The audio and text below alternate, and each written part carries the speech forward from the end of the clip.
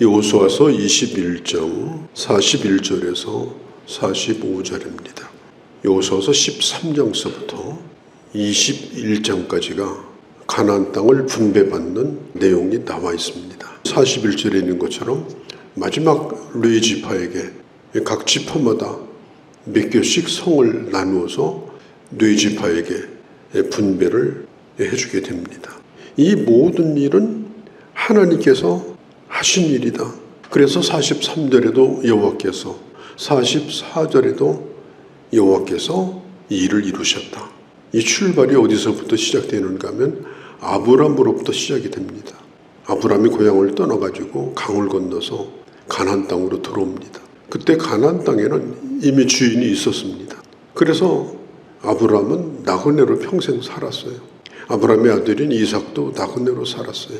야곱도 나그네로 살았어요. 야곱의 후손은 애굽으로 가가지고 400년 동안 나그네로 살았어요. 애굽에서 광야로 나오게 됩니다. 그리고 광야에서 40년 동안 나그네 생활을 합니다. 그러니까 이스라엘 백성들의 역사를 보면 끊임없이 나그네로 살았다는 겁니다. 아주 오랜 세월 동안. 이들에게 돌아갈 곳은 어디냐라고 하는 겁니다. 결국 요단강을 건너서 가나안 땅으로 돌아와서 그 땅을 차지하는 것으로 하나님의 약속이 다 이루어졌다 하는 겁니다. 이건 오랜 세월 동안 되어진 일입니다. 하루아침에 눈 깜짝할 사이에 된 일이 아니고 아브람으로부터 시작해서 여호수아 때까지 하나님이 이루신 일입니다.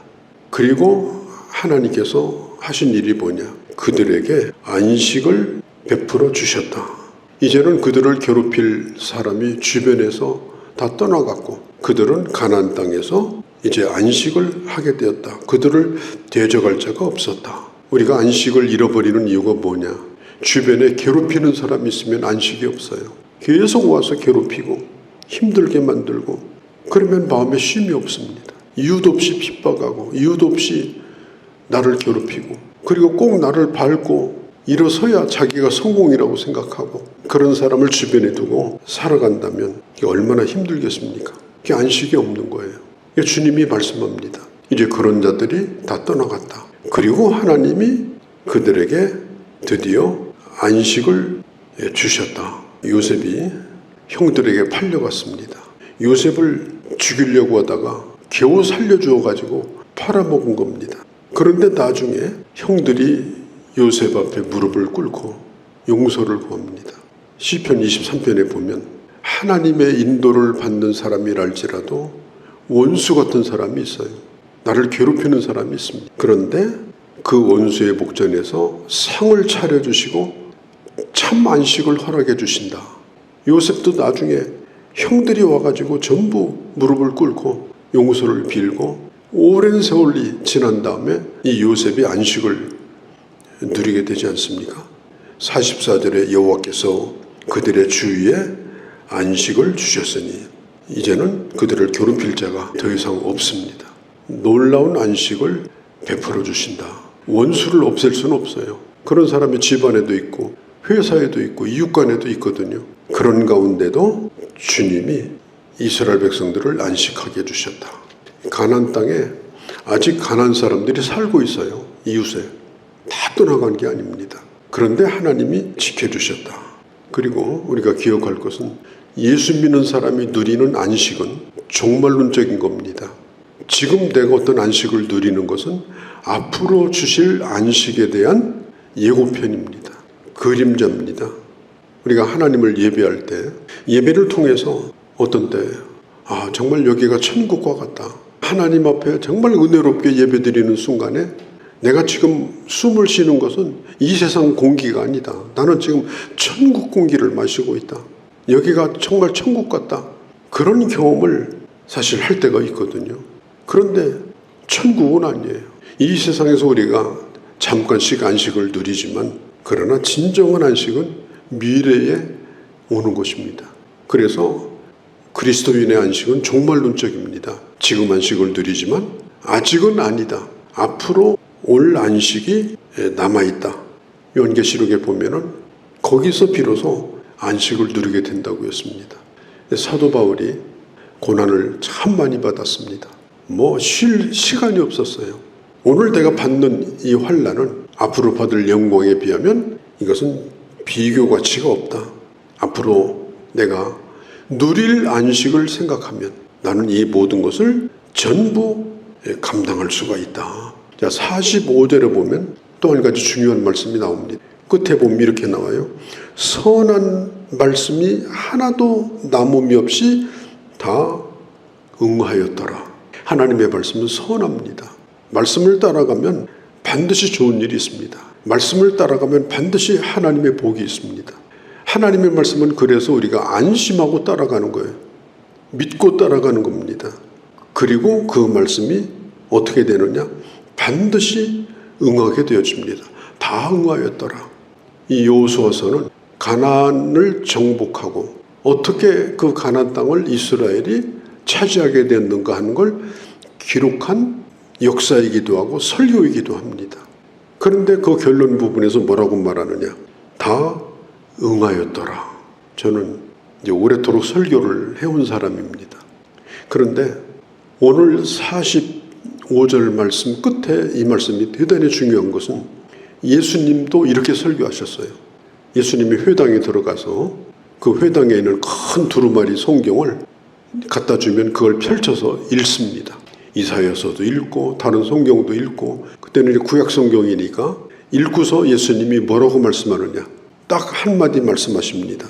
뭐라고 말씀하느냐? 이 말씀이 다 응하였느니라. 어떻게 응하느냐? 예수님 안에서 모든 말씀이 다 응할 것이다. 그리고 끝냈어요. 예수님은 말씀을 길게 설교하지 않았습니다. 본문을 읽어놓습니다. 하나님의 말씀, 기록된 말씀. 그리고 이렇게 말씀해요. 말씀대로 다 응하였다. 예수님의 이 설교 방법은 막 본문을 열심히 연구해가지고 역사적으로 배경, 그 다음에 막 신학적으로, 그래서 그걸 충분히 연구해가지고 그걸 듣는 사람들에게 잘 이해를 시켜가지고 고개를 끄덕이게 만들어서 적용을 해주는 거죠. 당신들도 이렇게 해라. 그러면 하나님이 당신들에게도 이런 은혜를 주신다. 당신들도 이렇게 살아라. 적용을 시켜주는 거죠. 마지막 적용을 합니다. 그런데 예수님은요, 그런 게 없어요. 연구한 것도 없고 분석한 것도 없고 말씀을 읽어줘요. 쭉 읽어줘요. 성경 말씀은 이렇게 나와 있다. 이렇게 약속했다. 이 말씀이 다 응하였느니라. 이 말씀대로 이제까지 되어져 왔고 이 말씀대로 앞으로도 반드시 될 것이다. 이것만 얘기하시는 거예요.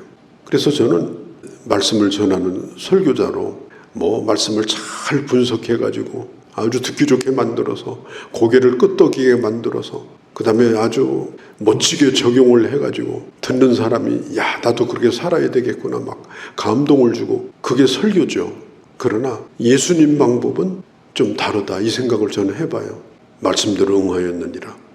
말씀을 읽는 사람이 분명히 믿을 게 뭐냐? 이 말씀대로 된다는 걸 믿어야 됩니다. 아무리 설명해도 자기가 그걸 안 믿으면 소용없는 거예요. 아무리 말을 잘해도 안 믿으면 소용없는 거예요. 이 말씀은 된다. 그 다음에 이 말씀대로 된 내 간증이 있어야 됩니다.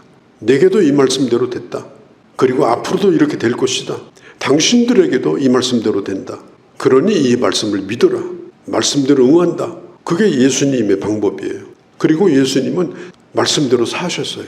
예수님 자신이 말씀을 응하신 분이에요. 주님이 십자가에 달려서 마지막 죽으실 때도 뭐라고 그랬어요? 내가 다 이뤘노라. 다 이뤘다는 게 뭐죠? 내가 말씀을 응했다는 뜻입니다. 그러니까 저도 그렇고 여러분도 마찬가지예요.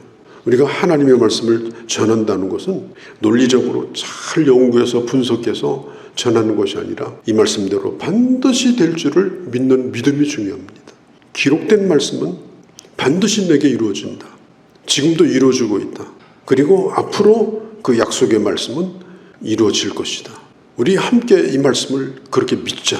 이게 바로 예수님의 설교의 방법입니다. 그리고 우리에게 그런 간증이 있어야 돼요. 이 말씀대로 살았더니 내게 응하였다. 이 말씀대로 살았더니 그렇게 되더라. 당신들대로 이 말씀대로 살라. 당신들도. 그러면 그대로 될 것이다. 반드시 내게 될 줄 믿고 그 말씀 붙들고 사는 것이 이게 믿음이고, 그 말씀이 응했다는 것을 분명히 가르쳐주는 것이 바로 저는 설교라고 생각하고, 우리가 누구에게 전도하든지 무슨 구역을 인도하든지 언제든지 말씀 전하는 사람은 설명을 잘하는 사람이 아니라 말씀대로 응한다는 믿음이 있는 사람이고, 그리고 그런 간증이 분명히 있어야 돼요. 말씀대로 살았더니 됐다. 당신도 그렇게 살아라. 그리고 이 모든 것은 예수 그리스도 안에서 응하여진다. 주님만 따라가면 반드시 되어진다.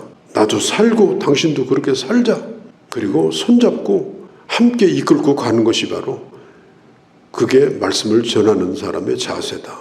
저는 이 45절의 말씀을 묵상하면서 그런 생각을 해보았습니다. 하나님은 거짓말하는 분이 아니십니다. 민수기서 23장 19절에 보면 하나님은 시건치 아니하는 분이라고 그랬어요.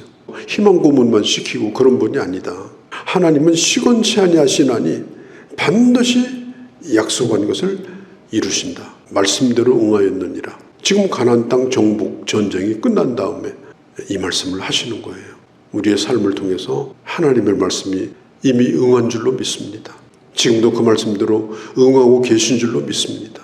앞으로도 말씀대로 될 것입니다. 그리고 믿음으로 살면서 그런 간증들이 우리 속에 있어서 아주 확신 있게 힘 있게 말씀대로 살았더니 말씀대로 응하더라. 당신도 이 말씀 믿어라. 그리고 우리 함께 이 길을 가자. 그렇게 권고하고 그렇게 함께 하나님의 말씀을 따라서 걸어갈 수 있는 그런 귀한 주의 자녀들이 되어주시기를 바랍니다. 거룩하신 우리 아버지, 아브라함으로부터 시작했던 여호수아 때에 이루셨던 이 하나님의 안식, 결국 하나님은 모든 걸 이루셨나이다. 그리고 안식하게 하셨나이다. 마지막 날 참 안식에 들어가게 하실 것을 믿습니다. 하나님, 예수님처럼 말씀대로 응하였느니라.